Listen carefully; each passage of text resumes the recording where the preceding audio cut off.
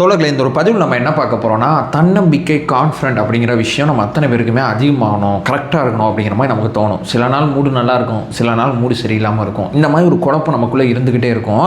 But இதை எப்படி over come பண்ணுறது, இதை எப்படி மாற்றுறது அப்படிங்கிற பெரிய சந்தேகம் நம்ம எல்லாருக்குமே இருக்கும். அதை பற்றி தான் இந்த வீடியோவில் பார்க்க போகிறோம். இது சம்மந்தப்பட்ட ஏகப்பட்ட வீடியோ பார்த்துட்டேங்க, ஏகப்பட்ட புத்தகம் பார்த்துட்டேன். ஏன்னா இது மற்றவங்களுக்கு பிரச்சனைக்கு சொல்யூஷன் சொல்லணுங்கிறது என் நோக்கம் கிடையாது. இது எனக்கும் இருக்கக்கூடிய ஒரு பிரச்சனை. என்னோட பிரச்சனைக்கு நான் தேடினா எந்த மாதிரி சொல்யூஷன் தருவேன்ல, அப்படி ஒரு விஷயத்தை தான் தேடி மொத்தத்தையும் பார்த்து ஃபில்ட்ரு பண்ணி இந்த 3 விஷயம் பக்காவாக ஒர்க் அவுட் ஆகுது, எனக்கு ஒர்க் அவுட் ஆகுது, நீங்களும் இதை வந்து கண்டினியூ பண்ணிங்கன்னா உங்களுக்கும் நிச்சயமாக ஒர்க் அவுட் ஆகுங்கிறதான் இந்த வீடியோவில் நம்ம சொல்ல போகிறோம். ரைட்டு, என்ன முதல் விஷயம் நீ கண்டுபிடிச்ச, முதல்ல எதை பற்றி நீ கண்டுபிடிச்ச இந்த கான்ஃபிடென்ட் அப்படிங்கிறது? நான் வெளியே ஏதோ இருக்குன்னு நினச்சிக்கிட்டு இருந்தேங்க. அது வெளியிலேருந்து நம்மளை பார்க்கும்போது 4 பேர் நம்மளை பாராட்டினா நம்ம கான்ஃபிடென்ட் அதிகமாகும் அப்படின்னு நான் முதல்ல நினச்சிக்கிட்டேன். ஆனால் இதை பற்றி தேடி பார்க்கும்போது என்ன தோணுதுன்னா, கான்ஃபிடென்ட் அப்படிங்கிறது நமக்குமான உருவமே.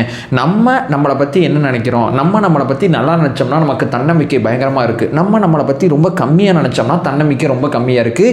இது நமக்குமான உறவுங்கிறது எனக்கு ரொம்ப தெளிவாக புரிஞ்சிச்சு. அப்போ பிரச்சனை வெளியே இல்லை, பிரச்சனை உள்ள நம்ம என்ன யோசிக்கிறோம், நம்ம என்ன திங்க் பண்ணுறோங்கிறது தான் இந்த கான்ஃபிடென்ட்டோட மைய நோக்கமாக இருக்குது. இதை பற்றி அப்படியே ரிசர்ச் பண்ணி பார்த்துட்டே இருக்கும்போது ஒரு விஷயம், நான் ஒரு விஷயத்தை ட்ரை பண்ணி பார்த்தேன். கிட்டத்தட்ட ஒரு 1-2 மாதமாக நான் ட்ரை பண்ணிக்கிட்டு இருக்கேன். பயங்கரமாக ஒர்க் அவுட் ஆகுது. அது என்ன தெரியுமா? இப்போ நாளைக்கு நான் என்ன வேலை பார்க்க போகிறேங்கிறத இன்றைக்கி நைட்டு எழுதி வைப்பேன். எப்பா இது ஓல்டான ஒரு ஐடியாப்பா இது அப்படிங்கிற மாதிரி சொன்னீங்கன்னா, இதை நீங்கள் ட்ரை பண்ணிங்கன்னா, இது ஓல்டான ஐடியா தான், நிறைய பேர் சொல்கிறது தான். ஆனால் இதை நீங்கள் ட்ரை பண்ணிங்கன்னா உங்கள் வேலை கரெக்டாக இருக்குங்கிறத நான் சொல்லலை, உங்கள் தன்னம்பிக்கை அதிகமாகும் நான் சொல்கிறேன். இப்போ நாளைக்கு நீங்கள் உதாரணத்துக்கு ஒரு 10 வேலை பார்க்க போகிறீங்க கம்பல்சரி. நாளைக்கு நாள் எப்படி இருக்க போகுதுன்னு தெரில, ஆனால் இந்த 10 வேலையை நான் கம்பல்சரி பார்த்துருவேன்னு சொல்லி லிஸ்ட்டு பண்ணுறீங்க. வழக்கமாக சாப்பிட்றேன், குளிக்கிறேன், எந்திரிக்கிறேன், இதெல்லாம் விட்டுருங்க. இது இல்லாமல் ஒரு 10 வேலையை நீங்கள் வந்து எழுதி வைக்கிறீங்க. அந்த 10 வேலையை ஒவ்வொரு வேலை முடியும் போதும் அப்படியே நீங்கள் கூடு போட்டே வாங்களேன். நைட்டு அந்த 10 வேலையை நீங்கள் முடிச்சிட்டிங்க அப்படிங்கிற மாதிரி நைட்டு அந்த விஷயத்தை அப்படி முடிச்சுட்டு அடுத்த நாளுக்கான 10 வேலையை எழுதுங்களேன். நீங்கள் ஒரு 2 மாதம் இந்த ஒரு விஷயத்தை மட்டும் நீங்கள் செஞ்சுக்கிட்டே இருங்க. அப்படியே ஏறும் பாருங்க, கான்ஃபிடென்ட்டு வேற லெவலாக இருக்கும். ஏன் தெரியுமா? நம்ம கண்ட்ரோலில் தான் லைஃப் இருக்குது அப்படிங்கிறது நமக்கு ஒரு பெரிய சமிக்கையை நமக்கு கொடுக்கும். இந்த பெரிய சமிக்கை நமக்கு ஒரு கான்ஃபிடென்ட்டை கொடுக்குதுங்கிறது எனக்கு இதை ட்ரை பண்ணி பார்க்கும்போது, கேட்கும்போது என்னடா ஓல்டு ஐடியா பேசிகிட்டு இருக்கீங்க அந்த மாதிரி தான் இருந்துச்சு. பட் ட்ரை பண்ணி பார்க்கும்போது பக்காவாக ஒர்க் அவுட் ஆகுது. வேணும்னா நீங்களும் ட்ரை பண்ணுங்கள். இது நம்பர் 1. நம்பர் 2, அதாவது நம்ம வாழ்க்கையில் எல்லாத்துக்கும் எஸ் சொல்லிக்கிட்டே இருந்தோம்னு வைங்களேன், அது ஒரு மாதிரி குழப்பமாக இருக்குதுங்க. இப்போ யாராவது ஒருத்தங்க ஏதோ ஒன்று கேட்குறாங்க, இதை செய்ய முடியுமா, இதை பண்ண முடியுமான்னு சொல்லி உங்கள்கிட்ட கேட்குறாங்கன்னா, இல்லைங்க இது முடியும் இது முடியாதுன்னு சொல்லி, உங்களால் முடியும்னா அதை பண்ணி கொடுத்துருங்க, முடியாதுன்னா நோ சொல்லுவீங்கள்ல, எஸ் ஆர் நோ. அதாவது ஒருத்தங்க உங்கள்கிட்ட கேட்டாவே எல்லாத்துக்கும் யார் என்ன சொன்னாலும் மண்டையாட்டாமல் இது ஒன்றால் முடியுமா, இது ஒன்றால் செய்ய முடியுமான்னு கேட்குறப்போ உங்களோட விஷயங்கள் அத்தனையும் பார்த்துட்டு முடியும் முடியாதுங்கிற ஒரு டைரக்ஷன், ஒரு முடிவு எடுக்கிறீங்களே. ஒரு நோ சொல்ல முடியும், என்னால் இது முடியாதுங்க, எனக்கு இந்த வேலை இருக்குது, நான் இதை செஞ்சுக்கிட்டு இருக்கேன், என்னால் அதை பார்க்க முடியாதுன்னு சொல்லி yes or no decision making இருக்குல்ல, இதை உங்கள் லைஃப்பில் நிறையா உங்களால் நோ சொல்ல முடிஞ்சுன்னா, நோ சொல்ல வேண்டிய விஷயத்துக்கு நோ சொல்ல முடிஞ்சாலும் உங்களுக்கு கான்ஃபிடென்ட் அதிகமாகும். இப்போ உதாரணத்துக்கு நான் இப்போ இந்த வீடியோ வந்து ஷூட் பண்ணுறதுக்கான டைமிங் ஒன்று ஃபிக்ஸ் பண்ணியிருக்கேன். இப்போ வெளியிலேருந்து யாரோ ஒருத்தர் வந்து என்னை வந்து ஏதோ ஒன்று கேட்குறாருன்னு வைங்களேன். இந்த டைமிங்கில் நான் வீடியோ எடுக்கிறேன். உதாரணத்துக்கு இப்போ மணி 8 மணி ஆகுது, 8 மணிக்கு நான் வீடியோ எடுக்கிறேன் அப்படிங்கிற முடிவில் நான் வீடியோ எடுத்துக்கிட்டு இருக்கேன்.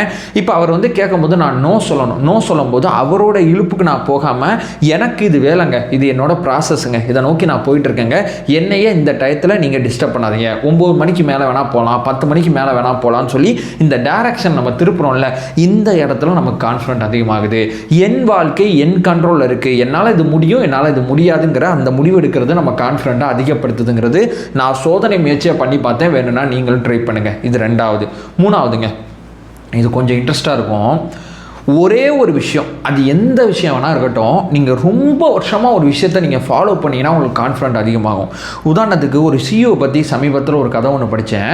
அவர் செவ்வாய்க்கிழமை 5 மணிக்கு மேலே ஃபேமிலியோடு தான் இருப்பார். 1 வருஷம் 2 வருஷம் கிடையாதான், 30 வருஷமாக செவ்வாய்க்கிழமைனா அவர் அங்கே தான் இருப்பார், ஃபேமிலியோடு தான் செவ்வாய்க்கிழமை இருப்பார்.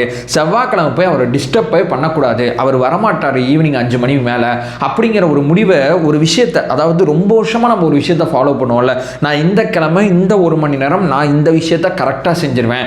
வருஷம் செய்கிறதா இருக்கட்டும், இல்லை தினசரி ஒன்று செய்கிறதா இருக்கட்டும், இல்லை வாரத்தில் ஒரு நாள் ஒன்று செய்கிறதா இருக்கட்டும், ஒரு விஷயத்த கண்டினியூவாக நான் அது எந்த நாள் எப்படி இருந்தாலும் எந்த சுச்சுவேஷன் இருந்தாலும் அந்த ஒரு விஷயத்தை நான் இத்தனை வருஷமாக கடைபிடிக்கிறேங்கிற ஒரு ஹேபிட் இருக்குல்ல, இந்த ஹேபிட் பார்த்தீங்கன்னா சக மனுஷனால அதை பண்ண முடியாதுங்க.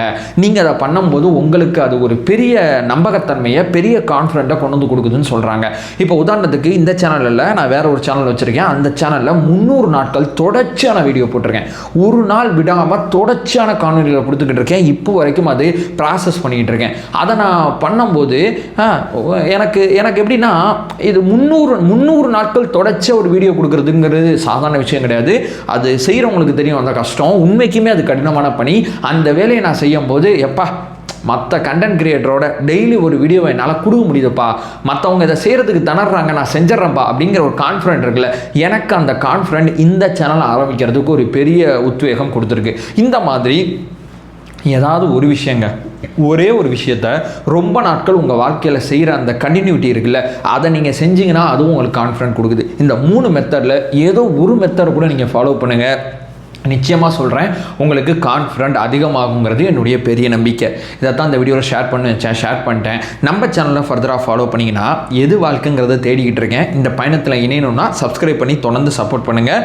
நம்மளோட ஒரே நோக்கம் அறியாமை அகற்ற வேண்டும், அறியாமை அகற்றப்பட வேண்டும். Thank you so much.